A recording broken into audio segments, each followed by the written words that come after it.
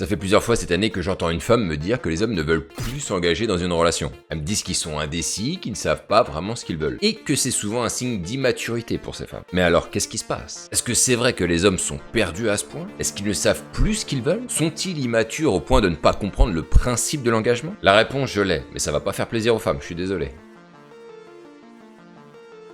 Je me souviens dans les années 80-90, les choses étaient relativement simples à l'époque. Tu te trouves une nana, tu te cases et tu lui fais des gosses. C'était le modèle que tout le monde avait en tête, fille ou garçon. Bon, les filles faisaient pas des gosses aux mecs, quoique. Salut, c'est Brice, j'ai créé la chaîne La Séduction pour les Zéros pour aider tous les hommes de mon âge à pouvoir faire des rencontres dans la vraie vie, qui soient en sortie de longues relations ou bien qui n'ont tout simplement plus les codes. Et si tu veux déjà te mettre en action, je t'ai mis à disposition une formation vidéo gratuite qui sont les 12 piliers de la séduction et que tu trouveras en description. Et quand tu regardes bien, c'est un modèle qui est très ancien et qui est très largement mis en avant par ailleurs dans les différentes religions. D'ailleurs, lors d'un mariage, il est généralement question d'un mariage à la mairie et d'un mariage religieux. Donc l'engagement est très important. Sauf que ce modèle a vraiment été très peu remis en cause jusqu'à la fin des années 80 où il y avait encore peu de divorces. Alors qu'aujourd'hui, c'est un couple sur deux. À l'époque, un couple, qui s'entende bien ou pas, ils restent ensemble. Comme on le dit à l'église, c'était pour le meilleur et pour le pire. Et on ne sait pas jusqu'où peut aller le pire. Sauf que les générations d'après, c'est-à-dire moi par exemple, on a vu ce que ça donnait le pire. C'est-à-dire de voir un père et une mère s'entre-déchirer, se faire la gueule devant les enfants qui préféreraient que tout le monde s'entende bien et qui comprennent pas ce qui se passe. Parfois ça va jusqu'aux mains. Et une fois qu'on a vu apparaître les premiers divorces, la parole s'est libérée.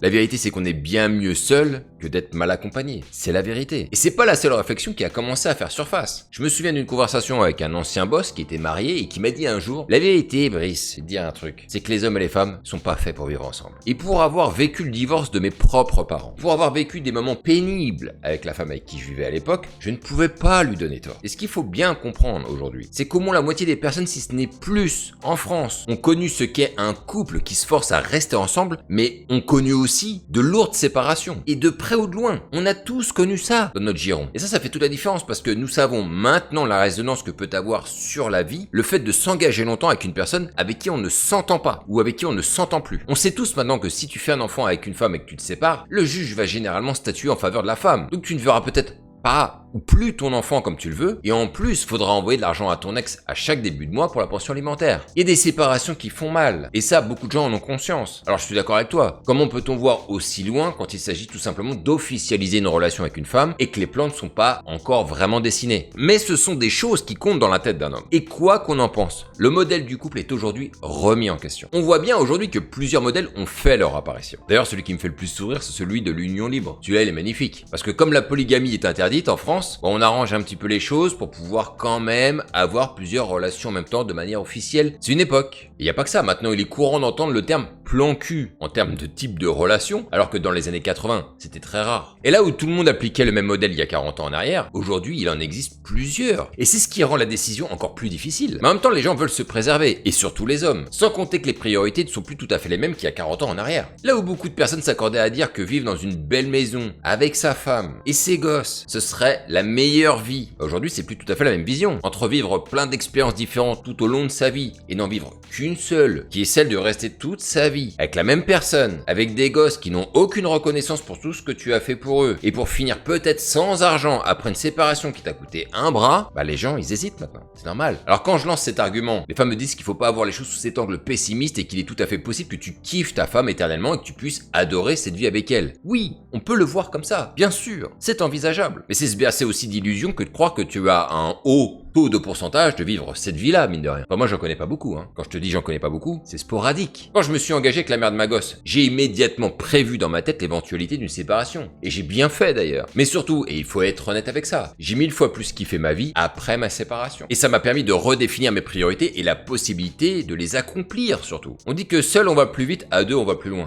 C'est vrai, mais quand t'as des objectifs ambitieux, seul tu vas plus vite, mais tu vas aussi plus loin. Parce que pour aller plus loin à deux, il faut que tout le monde soit accordé sur les mêmes objectifs. Et c'est pas souvent le cas quand tu regardes bien. Quand j'ai décidé de partir aux USA pour aller apprendre l'anglais pendant 3 semaines, j'ai demandé l'autorisation à personne. Si j'étais resté en couple, évidemment que je serais pas parti. J'allais pas planter ma femme sur place. Et ce genre de décision, beaucoup d'hommes l'ont en tête. Est-ce que je pourrais faire tout ce que je veux si je me lance en couple? La réponse est non, puisque tout le monde dit que pour qu'une vie de couple fonctionne, il faut faire des concessions. Mais à quel prix? Au prix de ton ambition personnelle? Et puis combien de concessions? Aujourd'hui, il y a beaucoup d'hommes qui privilégient leur propre bonheur personnel plutôt que celui du couple, qui semble en avoir moins en apparence l'apparence, faut être honnête, hein. Et puis il y a l'impact de la technologie qu'il faut pas écarter. Dans les années 80, en fonction de la région où tu habitais, si tu te casais, t'avais pas vraiment d'indication sur les autres femmes qui peuvent exister. Tu les croisais pas, tu les voyais pas. Mais aujourd'hui, à travers les réseaux sociaux, tu vois beaucoup plus de profils féminins qu'auparavant. Et ça retourne des cerveaux. Avec les applications de rencontres, t'as l'illusion que tu pourrais te taper la terre entière. Du coup, quand tu regardes la fille avec qui tu entretiens une relation, tu te demandes si tu pourrais pas avoir mieux. D'ailleurs, il y a une chose importante qu'il faut pas oublier. Les femmes aiment savoir quand elles plaisent et quand elles se sentent désirées. Il y a quelque chose dont on parle jamais. C'est que c'est pareil pour les hommes. Combien d'hommes aiment savoir qu'ils séduisent et attirent les femmes? Beaucoup. Mais on n'en parle jamais. Parce qu'on pense que, à part bricoler avec une bombe binouze, il y a rien qui nous fait marrer, nous. Ou de jouer à la PlayStation. Et ce choix illusoire que donne Internet remet beaucoup de choses en question dans la tête des hommes. D'ailleurs, c'est un drame pour eux parce que quand ils ont le sentiment qu'ils n'attirent personne sur les sites de rencontres et qu'ils sont obligés de se caser avec la première venue, bah ça te frustre. Et ça a été le cas pour moi d'ailleurs. Mais quand je me suis séparé et que j'ai pris le problème des rencontres à bras le corps et que j'ai commencé à avoir mes premiers succès, on va pas se mentir, ça m'a fait un bien fou. J'ai vécu une nouvelle vie. Et surtout, j'ai compris une chose hyper importante, c'est que trouver la bonne n'existe pas. Oh là là, mais il est malade ou quoi lui? Qu'est-ce qu'il dit? Soyons clairs, si tu rencontres peu de femmes dans ta vie et que t'es tombé un jour sur une femme avec qui tu t'es mis en couple et que les sentiments durent toujours, alors c'est évident que t'es tombé sur ta moitié. Mais si t'avais rencontré 100 fois plus de femmes, je te garantis que t'en aurais rencontré d'autres des moitiés comme ça. Et c'est ce que le fait de faire plein de rencontres m'a appris. Ta femme idéale n'existe pas. Et elle pourra toujours être remplacée par une autre qui sera tout aussi bien. C'est ce qui fait aujourd'hui d'ailleurs vriller la tête des mecs. Pourquoi se caser alors que je peux peut-être en trouver une encore mieux, voire avoir plusieurs relations du même type? Ça se défend comme idée. Et si on prend toutes ces choses là que je viens de te dire et qu'on les assemble, on se rend compte que la définition même du couple ne tient plus du tout la route comme avant. Avant on te disait que tu vas rencontrer la femme de ton cœur. Beaucoup se sont rendus compte que non. C'est un joli rêve. Ça reste plus un rêve qu'autre chose. Avant on te disait que tu seras heureux toute ta vie avec la femme que tu aimes. Aujourd'hui,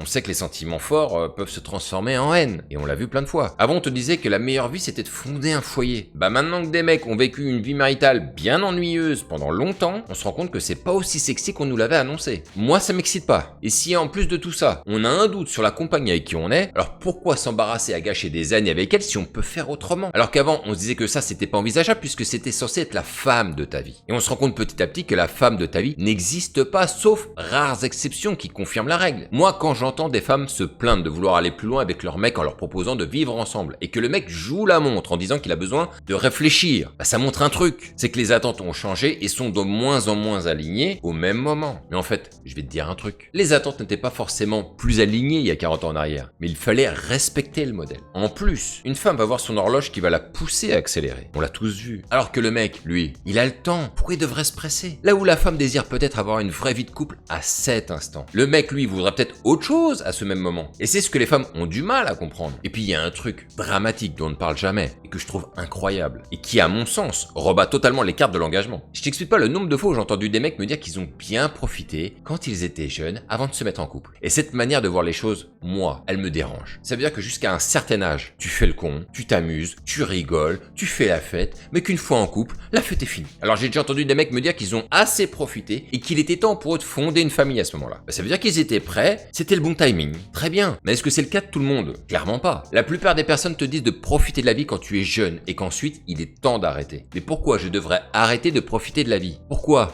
je ne pourrais pas le faire toute ma vie? Après tout, est-ce que c'est pas un drame de ne pas profiter de tout ce qui est à ta disposition aussi longtemps que tu le souhaites? Et tu crois quoi? Que les mecs ne pensent pas à ça? Bien sûr que si. Pourquoi les mecs ils veulent plus s'engager à ton avis? Parce qu'ils savent que l'engagement va sonner la fin de la récré. Même si la récré n'est pas forcément très amusante, mais ça reste une récré. Alors que les femmes, elles sont beaucoup plus terre à terre à ce niveau-là. Et c'est sans doute ce qui caractérise le plus la différence entre les hommes et les femmes. Les hommes aiment beaucoup plus s'amuser que les femmes et être dans la légèreté de la vie. Là où les femmes sont beaucoup plus pragmatiques à ce niveau-là. Mais quand une femme dit à son homme que le cycle de l'amusement, c'est fini dans le fait de vouloir s'engager, bah le mec se tend et n'a pas vraiment envie. C'est ça qui se passe en fait. Et c'est là qu'on assiste à ce genre de situation où le mec joue la montre alors que la femme, elle a des attentes et qui deviennent de plus en plus sérieuses. Et moi, c'est de cette manière que je me suis mis à vivre avec la mère de ma gosse. Elle me mettait la pression en me faisant la tronche parce qu'elle voulait qu'on aille plus loin et que je ne prenais aucune initiative à ce sujet-là. Moi, dans ma tête, j'avais le temps, mais pas elle. Ouais. Et peu de temps après avoir habité ensemble, on a eu notre gosse. Et qu'on s'entende bien, hein. J'ai aucun regret d'avoir eu un enfant parce que franchement, j'étais prêt. Mais c'est juste pour illustrer un truc. Le fait que lorsque j'ai décidé d'acter la séparation, j'ai eu l'impression de vivre une nouvelle vie où tout était redevenu à nouveau possible et où je me suis mis à explorer beaucoup plus de choses. Et franchement, mais quel bonheur. Ce qui ne veut pas dire que je ne me remettrai pas à nouveau en couple. Ça veut tout simplement simplement dire que je ne veux pas de ce cycle à ce moment de ma vie. Et que rien ne m'y obligera plus maintenant. Si une nana veut aller plus loin, très bien. Mais moi, si je le sens pas, j'irai pas. Et la nana comprendra pas, comme toutes les autres. Dans tous les cas, moi, je ne pense pas que nous soyons dans une tendance aujourd'hui. Le modèle du couple a changé et on ne reviendra plus en arrière avec toutes les raisons que je viens de t'expliquer là. Il y aura même certainement dans les années qui viennent encore d'autres modèles qui n'ont pas vu le jour et qui vont apparaître. Et je veux pas faire le pessimiste, mais ça n'ira sans doute probablement pas dans le sens de l'engagement. Ce qui est déterminant, c'est la manière dont les gens se rencontrent et leur manière de communiquer sur ce qu'ils veulent réellement sans avoir peur. Alors, plus facile à dire qu'à faire, c'est clair. Mais ce sera de plus en plus la clé, j'en suis sûr. Dis-moi ce que tu penses de tout ce qui vient d'être dit dans les commentaires. Ce sera cool de voir la vision de chacun par rapport à ça, sans s'entre-déchirer bien évidemment. Et peut-être que ces vidéos aura pu éclaircir certains esprits, peut-être le tien, je ne sais pas. Tu me diras ça en tout cas. Sur ce les gars, on ne lâche rien et vive ce putain de game.